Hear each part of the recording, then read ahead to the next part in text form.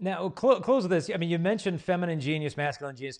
We always hear about feminine genius, right? It's in papal writings. I mean, it's a well-developed topic. And people ask me like, well, what's masculine genius? And I'm like, well, like we barbecue, like we can do that. Like, but like, what is masculine genius? And I mean, it almost sounds pompous to put the words together, but what is that specific gift, a charism that God has given to our masculinity, that gift that we bring to the table?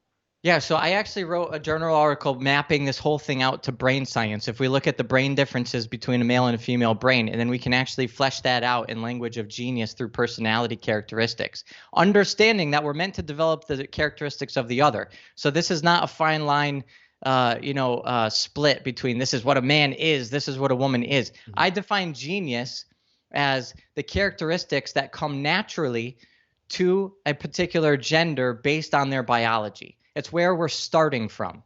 Mm-hmm. It's not where we're meant to end. But with that being said, the feminine genius is one that's more internal and related to relationship, disposed towards relationship, and man is more distanced from relationship.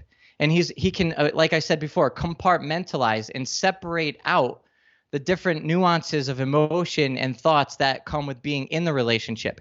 And the way I look at it is if you have two people who are charged with bringing a human person into the world, and one of them is meant to be looking inwards to where that child is developing, and the other person is meant to be looking outwards so that he can forge the path and that he can provide and protect and defend from outside enemies.